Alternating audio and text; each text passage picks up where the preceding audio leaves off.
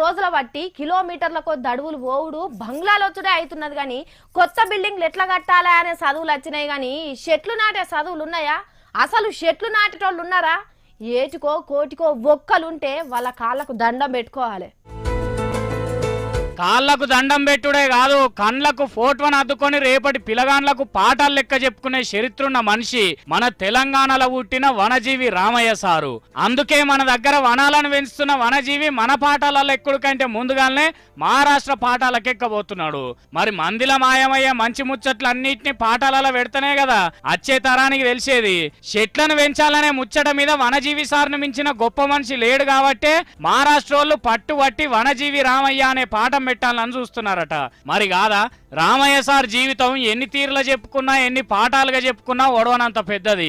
జనానికి పానం పోసేటి చెట్లయితే చెట్లకు పానం పోసే దేవునసొంటి మనిషి మన వనజీవి రామయ్య సారు.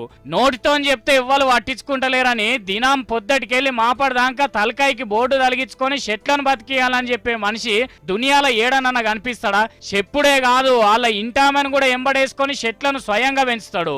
ఆయన నాటిన కోటి మొక్కల చూసి కోటికొక్కడిన్నా లోకానికి మేలు చేసిన వాళ్ళమైతామని స్వార్థం లేకుండా చెట్ల ఉద్యమం చేస్తున్నందుకే సెంటర్ సర్కారు వనజీవి రామయ్య సార్కు పద్మశ్రీ అవార్డు ఇచ్చింది. ఖమ్మం జిల్లా రెడ్డిపల్లెలో పుట్టి ఉత్త చెట్లను నాటి పద్మశ్రీని ముద్దాడి పాఠ్యాంశమే అవుతున్నాడంటే ఎంత గ్రేట్ కదా. ఈ